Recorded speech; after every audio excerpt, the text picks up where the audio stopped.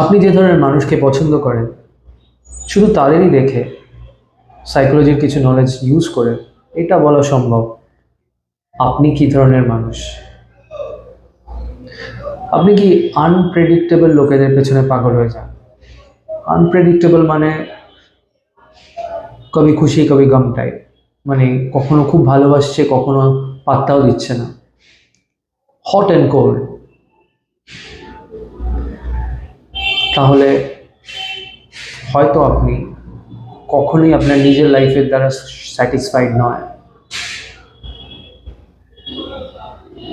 আপনি সবসময় মনে করেন বাইরে এমন কিছু আছে যেটা পেলে আমার জীবন সুন্দর হবে। Unknowingly back of your mind আপনি এই থ্রিল, এই চেজ, এই আপস অ্যান্ড ডাউনস এটাকে এনজয় করেন।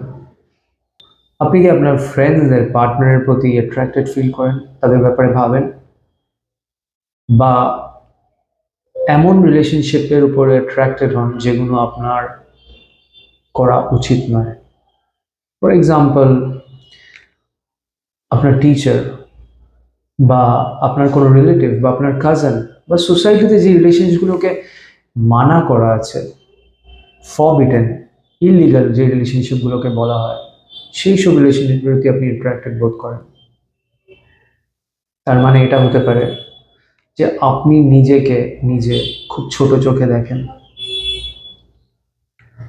আপনার সেলফ ওয়ার্থ আপনার চোখে খুবই নিচে।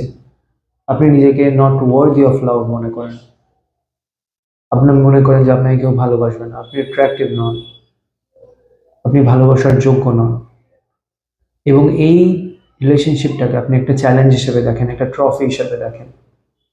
যদি এইটা আপনি অ্যাচিভ করতে পারেন তাহলে আপনি নিজেকে প্রুভ করতে পারবেন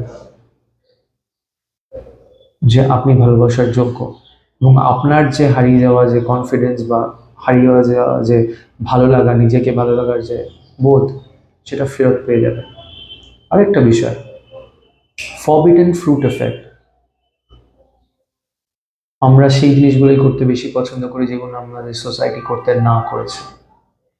যেহেতু এই রিলেশনশিপগুলো সোসাইটির চোখে মানা, ফরবিডেন, তাই এইগুলোতে আপনি বেশি কিক পান এবং মনে করেন এইগুলো করলেই আপনি একমাত্র ফিরে পাবেন আপনার সেই ভালো লাগাটা, নিজেকে ভালো লাগাটা। আপনি কি এমন মানুষদের পেছনে পাগল হয়ে যান যারা ইমোশনালি খুব চার্জড, প্রচন্ড ইমোশনাল টাইপের মানুষ, নিজেদের ফিলিং এর সাথে প্রচন্ডভাবে কানেক্টেড, ইনার সেলফ সবসময় তাদের খুব অ্যাক্টিভ? তাহলে হয়তো আপনি উল্টোটা, আপনি অনেক আগেই নিজের ভেতরের যে মানুষটা আছে তার সঙ্গে ইমোশনাল কানেকশন হারিয়ে ফেলেছেন।